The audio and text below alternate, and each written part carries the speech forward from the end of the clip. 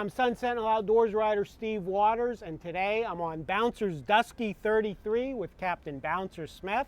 Bouncer, thanks for having us out here. Oh, it's a pleasure to have you here. Bouncer and his crew caught a 545.8-pound swordfish to win the Hydroglow Summer Slam recently. And the amazing thing about that, he caught it fishing on the bottom in 2,000 feet with a rod and reel, because electric reels were not allowed. Bouncer, tell us how you do this. Well, I gotta add one thing to that.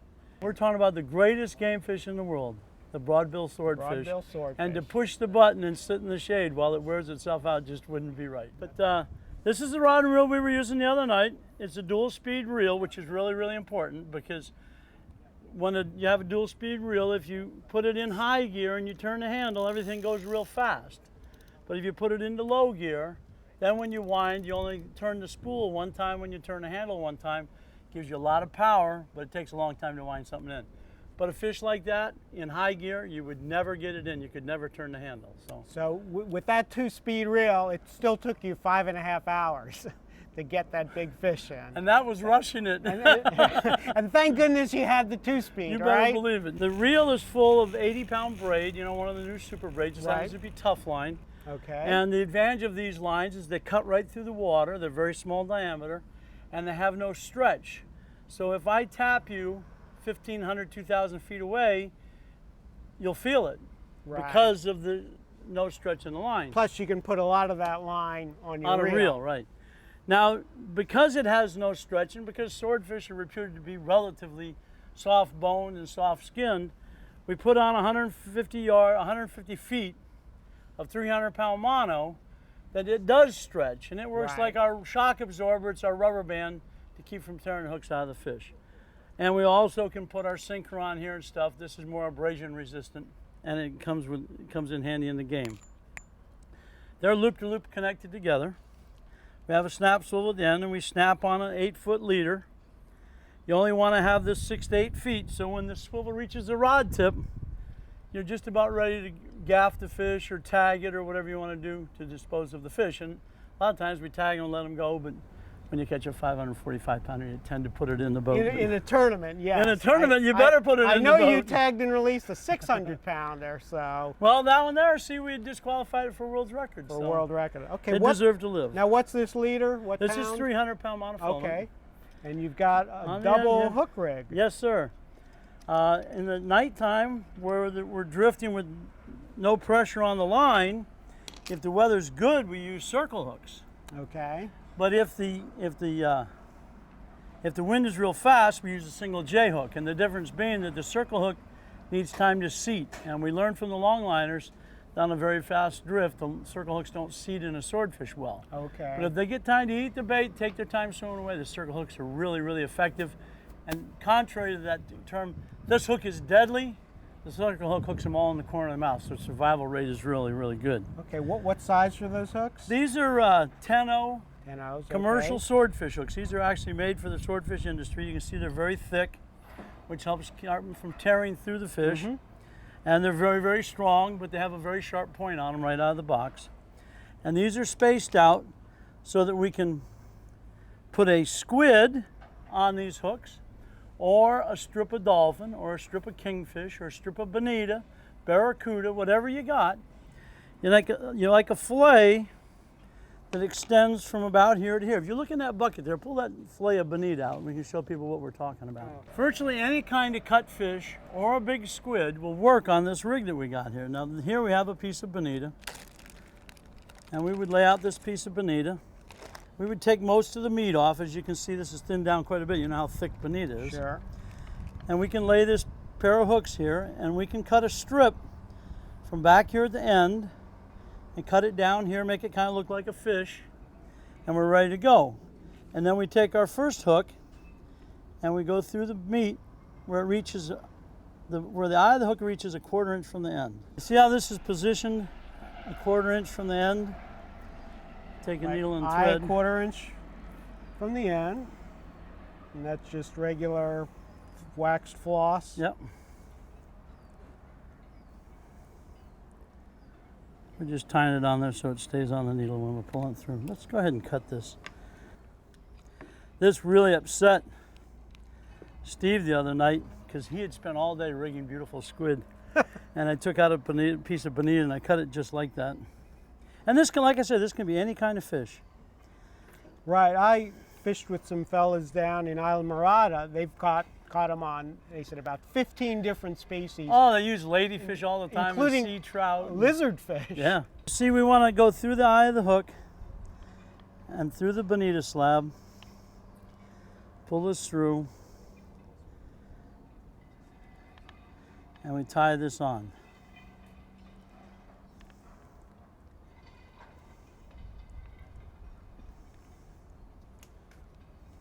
Okay, so the eye of the hook is now fastened to the bonita skin. And that's there. the towing point on the strip. So we have it sewn here and hooked here. We make sure this hook reaches back as far as it reaches. And we put it from the meat to the skin. And it's very logical that you have the point on the skin side because this side's rough and craggy and the hook could get lost in it. But this side's very clean and the mouth will slide right down to the hook. And then here, we lay the hook in place. We go through the eye of the hook. Because the bait's thicker, we go back through the bait and we sew this on, or tie it on.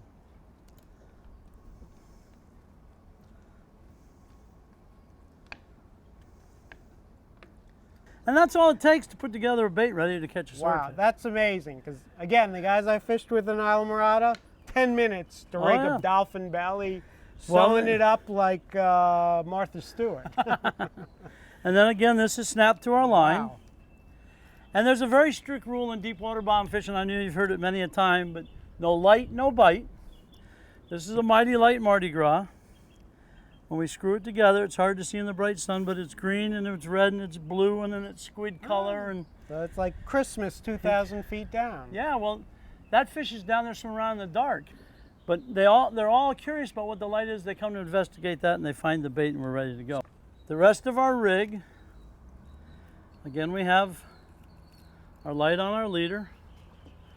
And then on our leader, at about 35, 40 feet,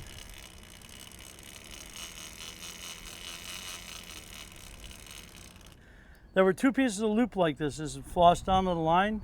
And you can't take this off with a knife without damaging your leader, but one of them is gone. That's how much stress we put on this outfit the other night. But there were two of these loops tied into the line, 35 feet from the snap swivel. And then there's any number of different ways you can do this. This is a very elaborate spreader bar.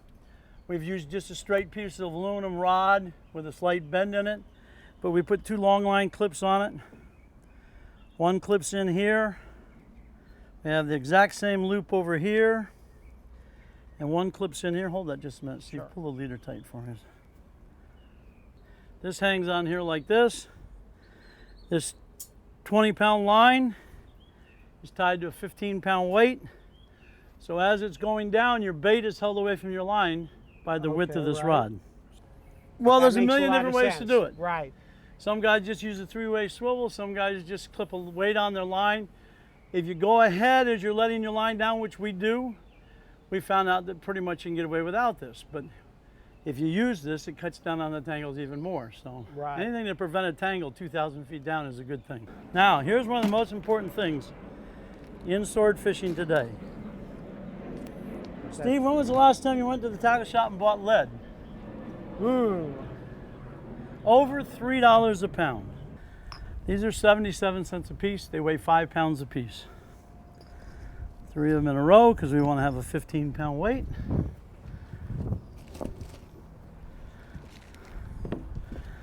Handful of tie wraps. The longer the tie wraps, the less you need. We're still using up this bag, so.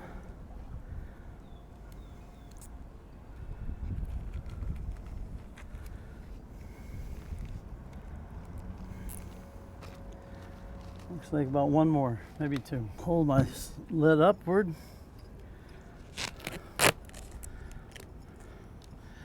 And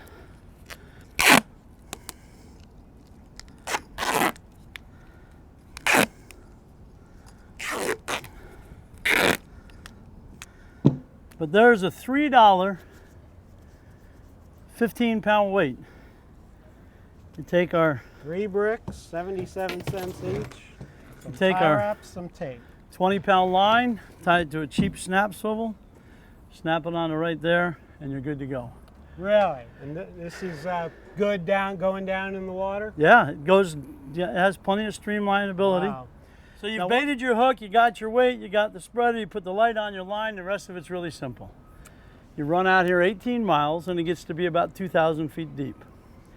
You stop the boat and you see what your drift is. Usually it'll be about 10 degrees, which is slightly east of north. Okay. You head your boat at 190 degrees, which is the direct opposite. You put the boat at a very slow forward speed and you start letting this go down. Do not have it going straight down. You want it trailing out behind the boat. You want to be going into the current. You want to be headed south. Your line's trailing out behind the boat. Okay. As your line's going down, every once in a while you put your thumb on the spool when you think you're getting close and look for the rod tip to jerk down. If it jerks down, let it keep going. When you reach the bottom, your line will stop jerking down. You might still have tension, but there won't be the jerk. When you reach that point, you want to wind up a little bit. If you're using a reel with a counter on it, and you should have reached bottom, then take the boat out of gear and just let the boat drift back until it hits the bottom. Once you've found the bottom, you go ahead with the boat to lift the sinker off the bottom, you take it out of gear, you let it touch bottom. The more often you touch bottom without staying on the bottom, the more likely you are to get a bite. I see. And if you don't get a bite in 30 or 40 minutes, bring it up and try it again, because generally speaking, if the swordfish are there and they're hungry, it doesn't take too long to get a bite. Right. I know you said on the big fish, the 545, basically took it out of your hands. Ate it right about the time I expected it to hit the bottom. Yeah, that's great. Now, when you deploy this, does bait go in first, then the triangle? The bait trails out behind the boat, and you check to and make then- sure the bait's not spinning Okay. And then as you drag it behind the boat. And then you can't just drop the sinker, and you have to lower the sinker into the water with the reel just barely enough drag to keep it from backlashing. So one guy's watching the reel, one guy lowers the sinker into the water, the weight into the water, and you let it run on the down. spreader bar goes in. Well, the spreader bar is already over the water Oh, okay. as you lower the lead So you're in. just gotcha. The lead has to, when the weight, whatever it may be, when you've only got a few pounds difference between the line test and the weight, if there's a sudden jerk, it's going to break. It's breaking. So yeah. you have to have everything set over the water, lower this into the water, and then when it comes tight, you start letting the rig go down. Once you get the bite, let's get on to the good stuff. Once you get the bite, and it can be tricky. Bites can be the line going slack. The other night it was line screaming off of the reel without any drag on. That's the way you like it. Or the rod may jerk a couple times and start to go or go slack. But once you get the bite, your reel is in strike position. You always check your drag before you start, like any other good fishing. And you go ahead with the boat and they start winding on the reel. And frequently, as an example, this fish in 45 minutes, that fish was swimming 30 feet from the boat. We unsnapped the triangle. The weight was gone, but Wow. unsnapped the triangle. Fish is swimming all around here, goes under the boat, swims around up underneath the bow, back out here, across the surface, back under the boat, out the other side, and around underneath the bow. And That's how you knew it was a big one. then it said, okay, I've had enough of this surface action. Went back down to 500 feet and put it in park. Right. I noticed that is a bent butt rod, Yes. so that's That helps a whole lot absolutely too. what you would want. It's really, really necessary before you get the bite. And if you're fighting the fish stand up or in a chair, it may be at a slight disadvantage, but when you're getting a bite, the bent butt is critical. Gotcha. Okay, well, you've got it here from the master himself, Captain Bouncer Smith, winner with his crew and anglers of the Hydro Glow Summer Slam with a 545.8 pound swordfish. Catch of a lifetime, no doubt about You it. don't ever get tired of me saying that, do you? Not one bit. Congratulations. Thanks for all your Thank you. insight.